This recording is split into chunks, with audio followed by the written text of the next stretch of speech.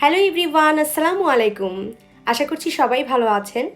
আজকে তৈরি করে দেখাবো গলদা চিংড়ি ভুনা অথবা দো পেঁয়াজা। চিংড়ি পছন্দ করে না এমন মানুষ খুব কমই আছে। এটা আমার এবং আমার পরিবারের খুব পছন্দের একটি খাবার। তাছাড়া ঘরোয়া যে কোনো অনুষ্ঠানেই আমরা কিন্তু এই চিংড়ি মাছটি রান্না করে থাকি। এটি তৈরি করাও খুব সহজ। যাদের হাতে খুব কম সময় থাকে তারাও খুব সহজেই এটা তৈরি করে নিতে পারবেন। তাহলে চলুন দেখে নিই কী করে তৈরি করতে হয়।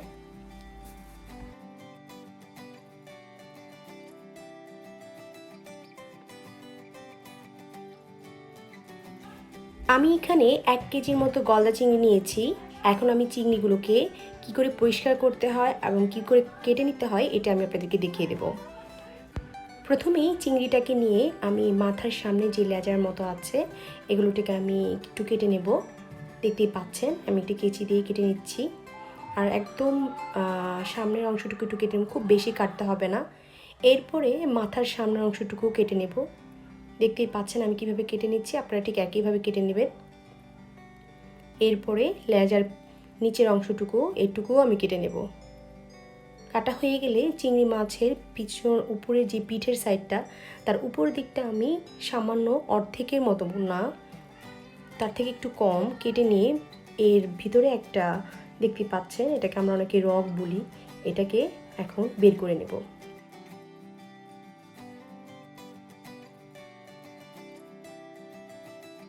এরপরে চিংড়ির মাথার সামনে একটি কালো আবরণ থাকে, ময়লা যেটাকে বলে, ওটা আমি ফেলে দিতে হবে। তাই সামনের অংশটুকু একটু কেটে তারপরে একটা কালোর মতো থাকে, আপনাদেরকে আমি দেখিয়ে দিচ্ছি, দেখুন। আর একটু কেটে নেব কারণ আমার ময়লাটা এখনও বের হয়নি। এই তো দেখতে পাচ্ছেন, এই অংশটা আমাকে ফেলে দিতে হবে।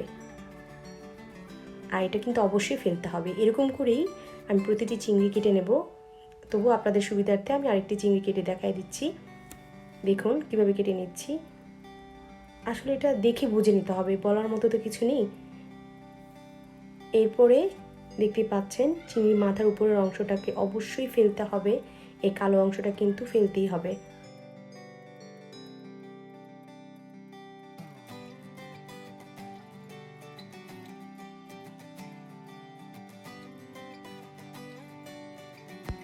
এরপরে পিঠের উপরে আবারও আমি চিংড়িটাকে একটু কেটে নিয়ে এরপর দেখতে পাচ্ছেন এর ভিতরে যে কালো আবরণটা যেটাকে বলেছিলাম রগ বলে, এটাকেও ফেলে দিতে হবে।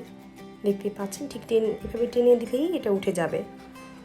এরকম করেই প্রতিটি চিংড়ি আমি কেটে নিয়েছি। দেখতে পাচ্ছেন আমার এখানে চিংড়িগুলো সব কাটা হয়ে গেছে, পরিষ্কার করা হয়ে গেছে।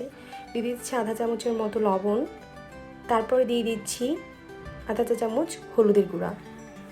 এখন হাত দিয়ে এটাকে খুব ভালো করে মিশিয়ে নেব। মশলাগুলো মাখানো হয়ে গেলে এরপরে আমি এটাকে 10 মিনিটের জন্য রেস্টে রেখে দেব।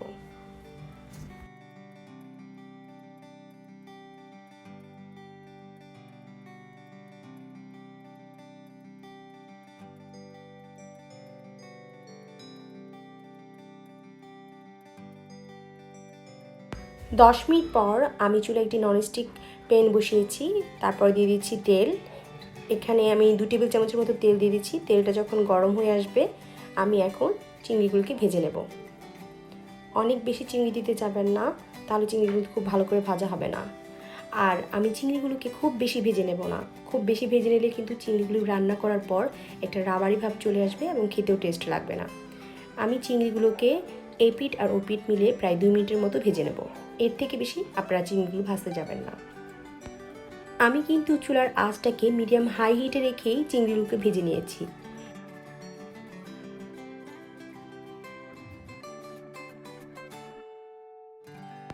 চিংড়িগুলো আমার মোটামুটি ভাজা হয়ে গেছে। এখন আমি চিংড়িগুলো তুলে নিচ্ছি আর এরকম করেই বাকি চিংড়িগুলো আমি ভেজে নেব।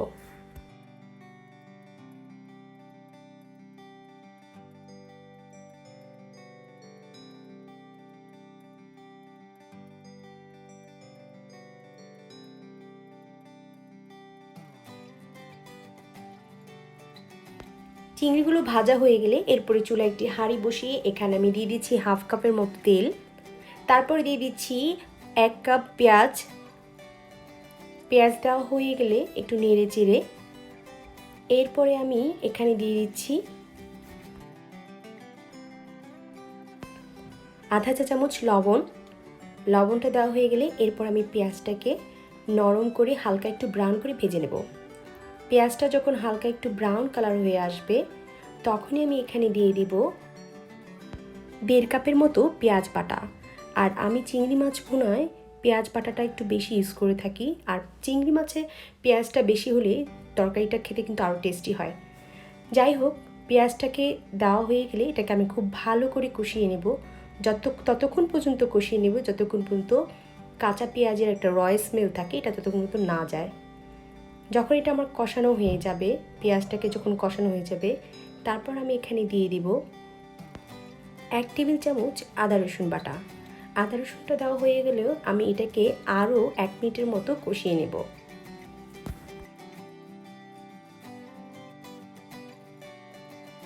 সব কিছু ভালোভাবে কষানো হয়ে গেলে এরপর এখানে আমি দিয়ে দিচ্ছি 1 চা চামচের মতো লাল মরিচের গুঁড়া। তারপর দিয়ে দিচ্ছি 1 চা চামচের মতো জিরার গুঁড়া, দিয়ে দিচ্ছি 1 চা চামচ ধনে গুঁড়া, 1 চা চামচ হলুদের গুঁড়া। এই সব কিছু দেওয়া হয়ে গেলে এরপর আমি এটাকে আবার একটু ভালো করে কষিয়ে নেব। মশলাটা মাখানো হয়ে গেলে এরপর আমি এখানে দিয়ে দেবো আধা কাপের মতো পানি। পানি দেওয়া হয়ে গেলে এরপর আমি এটাকে ভালো করে কষিয়ে নেব। ততক্ষণ পর্যন্ত কষাবো যতক্ষণ পর্যন্ত আমার উপরে তেলটা ভেসে না ওঠে।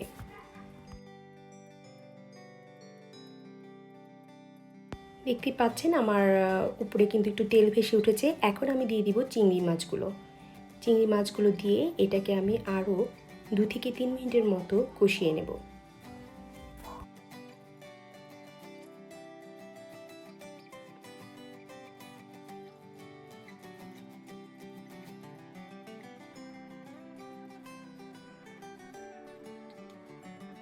মোটামুটি আমার চিংড়ি মাছটা কষানো হয়ে গেছে।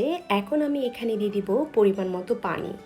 আর পানি এখানে আমি 2 কাপের মতো ইউজ করব, এর থেকে বেশি পানি ইউজ করব না, কারণ চিংড়ি মাছটা কিন্তু খুব দ্রুত সেদ্ধ হয়ে যায়।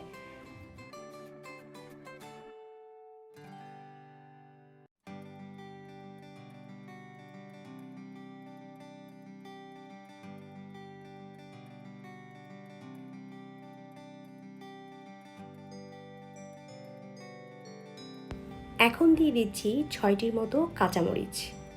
কাঁচামরিচ দেওয়া হয়ে গেলে এরপরে ঢাকনা দিয়ে ঢেকে এটাকে আমি রান্না করে নেব 20 থেকে 25 মিনিটের মতো।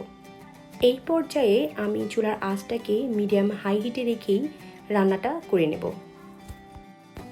ঠিক 20 মিনিট পর দেখতে পাচ্ছেন আমার চিংড়িটা পুরোপুরি হয়ে গেছে এবং ঝোলের পরিমাণটাও অনেকটাই কমে গেছে।